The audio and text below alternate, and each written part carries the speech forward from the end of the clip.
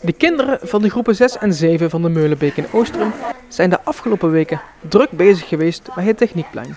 Hun opdracht daar was om een nieuw product te ontwikkelen. Met de Meulenbeek zijn we een samenwerking aangegaan.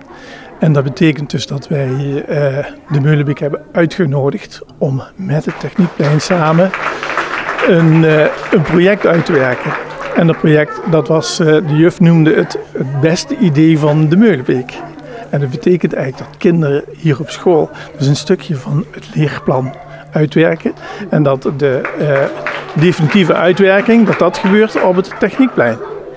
Vanaf dit schooljaar heeft iedere school bij een SPOV een techniekcoach. En de bedoeling is dat we samen met alle techniekcoaches van SPOV gaan kijken om het techniek, ICT en wetenschap meer te gaan verbinden met elkaar. En daarbij zou zelfontdekkend en zelfonderzoekend leren, zou dat heel mooi zijn om dat als middel te gebruiken om daar vorm te geven. En dit is gewoon een heel mooi en prachtig voorbeeld van eigenlijk zelfonderzoekend en zelfontdekkend leren. Om daar mee aan de slag te gaan en zelfontwerpend leren. Kinderen zijn van nature gewoon heel nieuwsgierig. En op het moment dat ze bij de kleuters binnenkomen, dan wordt dat helemaal aangeboord en nog meer versterkt.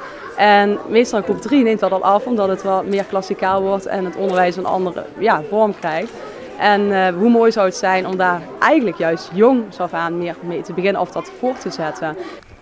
Een van de gepresenteerde ideeën was de boterhammachine van Lotte en Evelien.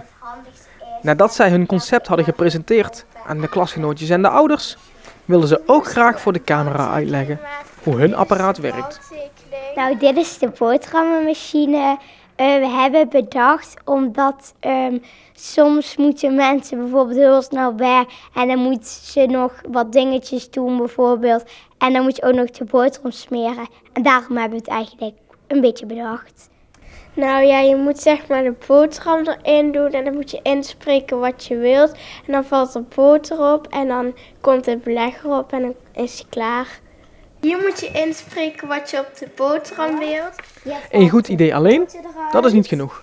Mensen moeten het ook willen kopen. Een deel van de opdracht was dan ook om een marktonderzoek te houden. En zouden mensen dat echt willen kopen, denk je? Sommigen, de meesten hadden ja, dus als het in de winkel zou staan, hadden 17 mensen ja en eentje misschien. En willen ze daar ook heel veel geld voor betalen of hebben ze daar niks van gezegd? Nou, de meeste wel. Sommigen willen 150, sommigen 75. Wel verschillen, maar het is wel hoger dan 30 euro. Alle ideeën kwamen met bijbehorende precies aan bod. Een bewuste keuze om de leerlingen de ervaring van het presenteren mee te geven.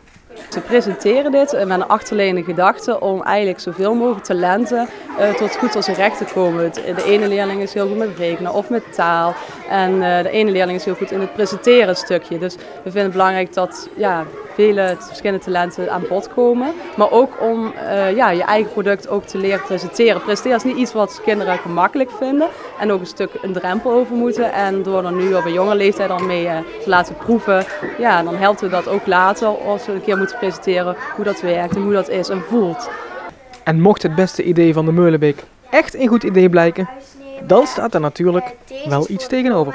We hebben met elkaar afgesproken, de winnende, als het nou een heel goed ontwerp is, wat misschien strakjes in de toekomst een echt ontwerp zou kunnen worden, dan hebben we afgesproken dat we met z'n allen naar Euro Disney gaan.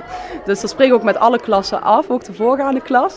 Dus we hopen dat we over een paar jaar een keer kunnen zeggen, we gaan naar Euro Disney met z'n allen. Dus,